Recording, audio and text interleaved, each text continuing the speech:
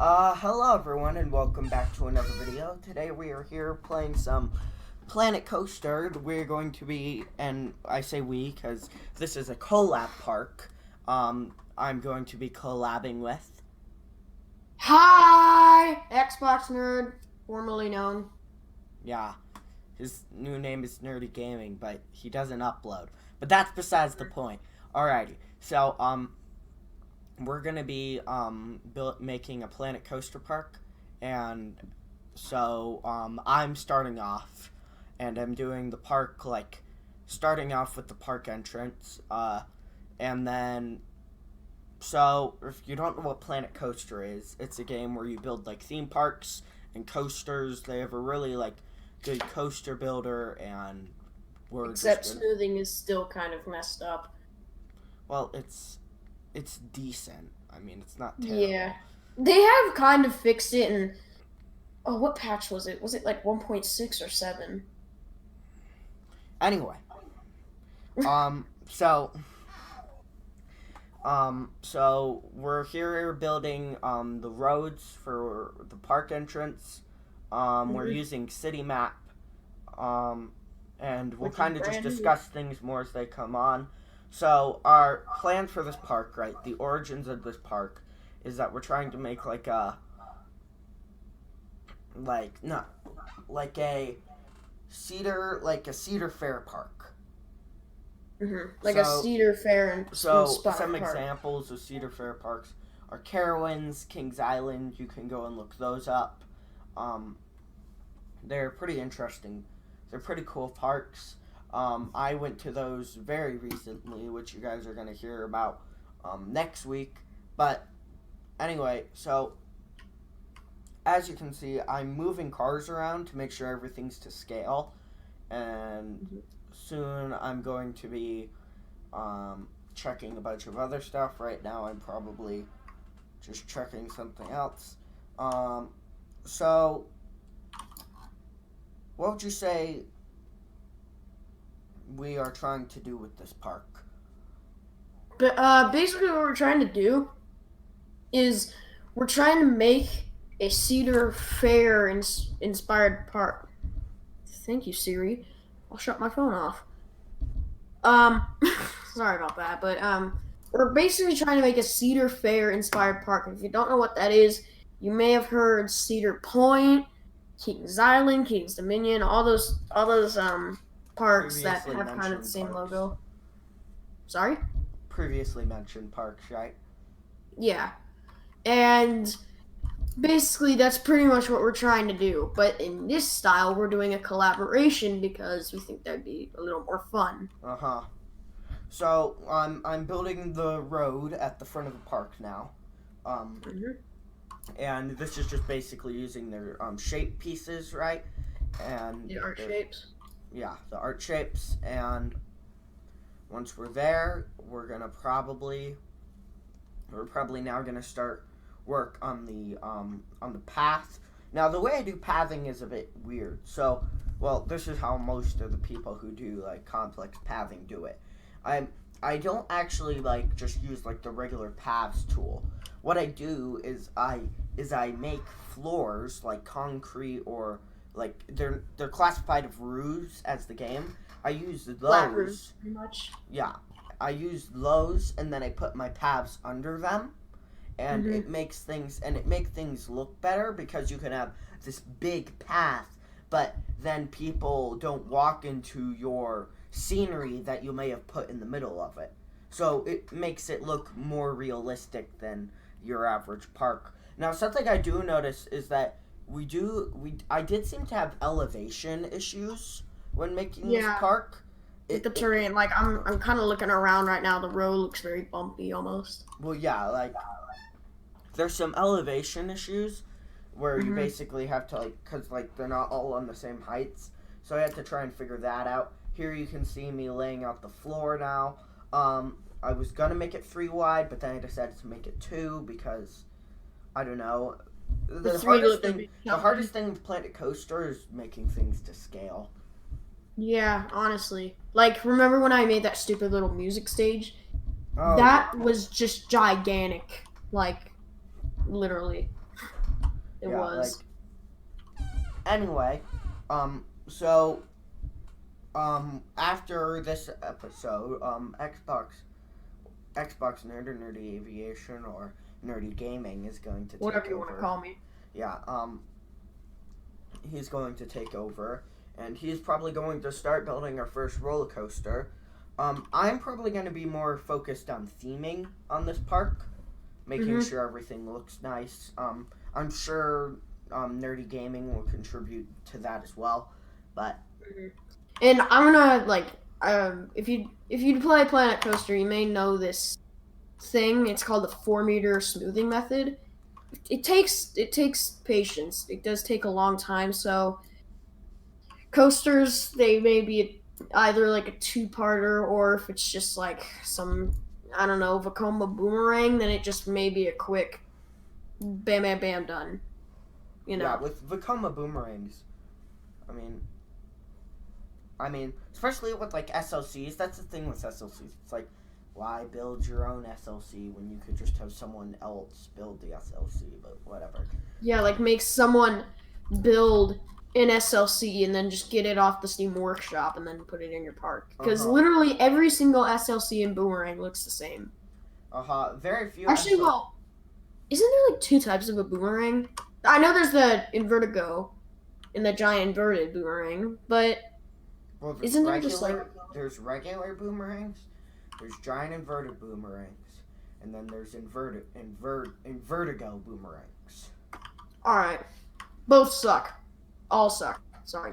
No, invertigo boomerangs are actually pretty cool. I rode one on my trip, and it was decent. What was it called? Invertigo. What park was it at? That was at Kings Island. Gotcha. And I mean, you bang your head, but the best part is that if you're riding with like family members or something, you're able to look at them because of the way the seat facing is. So I mean, it's pretty funny. Anyway, so parks we're being inspired mainly off Cedar Fair is mainly like Kings Island and Carowinds. Because we're gonna add some of those roller coasters that feature in those parks. Well, yeah, roller coaster models.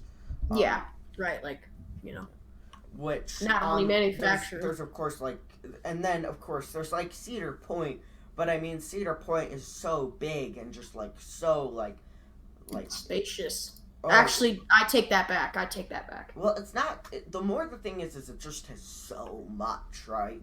It's so different from your average theme park that just when like it feels weird if you try and make something like Cedar Point because it's like, well, I mean, the chances of this kind of park ever existing is the chance is so low. Yeah. Saying that, I do notice like there's way more parks like that in Europe than there are in like the U.S. In the U.S., there's like, well, I mean, not counting Disney because Disney's Disney's like Disney, like, but I mean, in Europe, you have like Europa Park, Fantasia Land. You have what park is it called? Portaventura, isn't it? Yeah, you have Portaventura. Yeah, like you have all three of those, right? And then in the U.S., and I know Europe is like a continent, but let's be honest, Europe's a pretty small continent. Compared to North America, it just takes up, It's like I bet it's like a bit bigger than the U.S. I don't even know. The point is that it's a relatively small area with a lot of great parks, whereas something like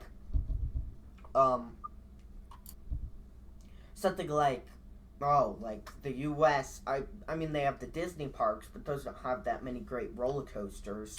And especially if you're a coaster enthusiast looking for thrills, Disney, it's not really known for its thrills except for Everest, and that's really the only big thrill ride there. And I mean, even Everest is questionable.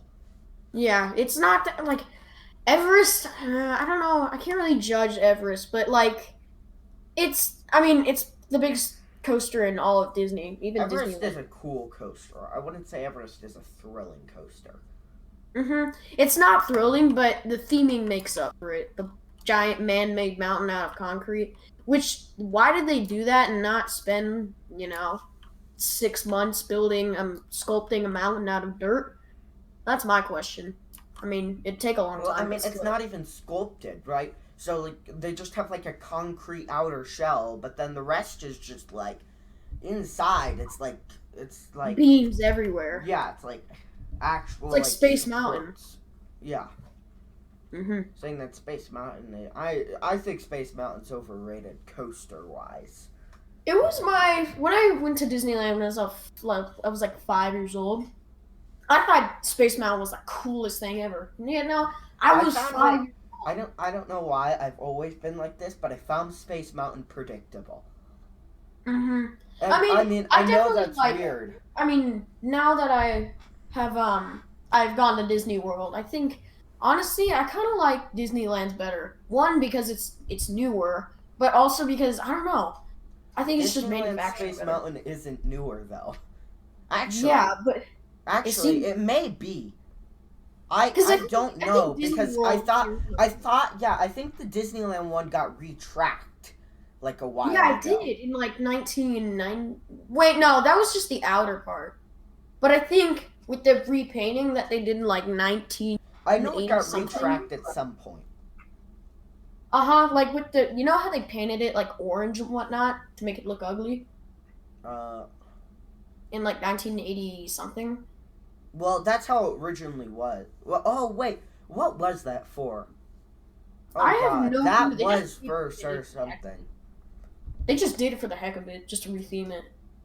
And honestly, everyone hated Oh it. yeah, didn't they But do that to the one in Disneyland Paris? You know no. the one in Disneyland Paris looks super different. Yeah, it actually goes upside down. It does a It does corkscrew. go upside down. I think it does a corkscrew or something like that. Yeah. Oh, I Definitely. rode like Flight of Fear at hmm what was it? Kings Island. And dude, that's an hmm intense ride. My Yeah. God. Uh huh. But But yeah. I mean, you are right with the yeah, but I do found Space Mountain predictable. I'm just yeah. saying. Well, and I don't know about me. I mean, I guess you could say that about some like, and that's the weird thing too, right? It's like it's a ride in the dark. It's not supposed to be predictable, or you're not supposed to know what's about to happen. Yeah. But like it like, It kind of is. well, the thing is it's straight track helix, straight track helix. Drop straight track helix. Yeah, that's what it is. It's like drop But the thing straight is, track those helix. drops, they're just like out of nowhere. Like, you almost like, what's. I know, but I they're don't only know. like 10-foot drops, so I know, and you gain like no speed, but it feels like you do. oh yeah. But am I the only one who doesn't get like weird stomach feelings on roller coasters?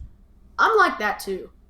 But Like, like when I get like airtime and stuff, but I don't get like it doesn't feel like I've nauseous. lost my stomach or anything like some Uh people huh. say. Like, when I rode Mako at SeaWorld, like, it was insane because it doesn't give you, like, it gives you airtime feelings in your stomach, but it's like, some people say like their stomach was in their chest or something like that. Yeah, I think they're just over exaggerating. Because Mako, I mean, it's a B&M hyper. I mean, all B&M hypers are intense, but actually not really. But they're kind of intense. But like I don't think they're I don't intense. They are airtime filled though. Some B&M hypers I prefer in the back row. yeah, Like honestly, I prefer Fury in the front row. But because like what? Well, yeah, the front row is good because of the well, wind in the your face. difference But like, between Fury and well, here's the difference. Like on something like Intimidator, right? mhm, You're you get way more airtime in the back. But yeah, on something like Fury, the airtime is so strong that you can't really feel the difference. mhm, yeah. You honestly can't. But like the back row on B&M Hypers and Gigas, they're good because if you like getting pulled over those ejector hills or the floater airtime hills or even the drop, then the back row is going to be for you. Yeah. Agreed. I know, but like I don't know. On Fury, it's just looking over that drop is insane, and then Just kind of waiting there for a second. and the wind in your face. I would say that was what really was so cool to Fury. Like Yeah. I like okay, so like made an imprint on my face, and it was such a big imprint that the saliva in my mouth was coming out because like my mouth was open and like mouth and it made such a big dent that like my face went back and then like the saliva that was in like the back of my mouth, right? Because you have like saliva in the back of your mouth. There was like it went so far back that it was reaching that, and the saliva was coming out. Which I mean, now that I'm saying it out loud, it sounds weird, but like it was cool. Okay. I'll be right back. Gosh. Anyway, yeah, that's pretty funny. Yeah. Yas. Man. Anyway, so as you can see, I'm working on a sign for Coaster Point, and it's actually going pretty well. Because, like, well, I mean, it's going well. The point turns out better, but right now I'm just, like, trying to check stuff. And I'm almost back, but anyway. So Coaster Point is almost done. Okay, boom, we're back here, and we're editing it. The coaster doesn't look that good. Oh, hi, you're back. Yeah, hi. Anyway, so, yeah, the Coaster Point, the coaster doesn't look that good, mainly because I ran into some issues. Because, like, just the way with the art shapes, the way they work, is that it's hard to make, like, everything seem to scale. And then I construct this little flag, because that's what they have on these coaster, on these supports. Yeah? You know, the... Could you give me, like, 5 minutes? Here, sorry. We're gonna watch a movie, and they were just asking me about something. Anyway, so let's continue on. So, yeah. So, I still think... But yeah, like, the flag... I think the flag was kind of hard to make, since it's kind of precise. And you can't really do that with the and shapes. Especially because the smaller things get, the harder it is to make things not look blocky. Yeah. You know what you could actually... No, because that wouldn't work. Actually, yeah. If you place... Because we have this thing in plan. If you want to fix the point thing as well, what you can do is just completely on that Cedar Point sign that they have in game, and then just point so that just like put an overlay on the point so that it looks. Wait 1 sec. You're cutting out a bit. Alright, so basically what I was saying is that when you basically we have this Cedar Point sign in game because they're like associated with it. I don't know, whatever. But they have that sign in game, and what you could do the arc shapes and kind of almost like trace over the point, and then just do the coaster. Well, the point looks good. I feel like we should trace back over the coaster. Sorry for that black cut. That was me switching over clips. So now we're gonna do the parking lot real quick, which I mean isn't stupid hard. You just gotta kind of like make a little like box with that could be used as a parking lot, and then just duplicate that around. Yeah, and also you pointed the flag in the wrong direction. I did? Yeah. No, I didn't. You did. Yeah, you did. Well, I mean, okay, here, let me look this up. Like the flag is waving to the we're using is going to the left. Oh, you're right. Yeah, I'm gonna have to fix that. Yeah. Wait, what about the one on?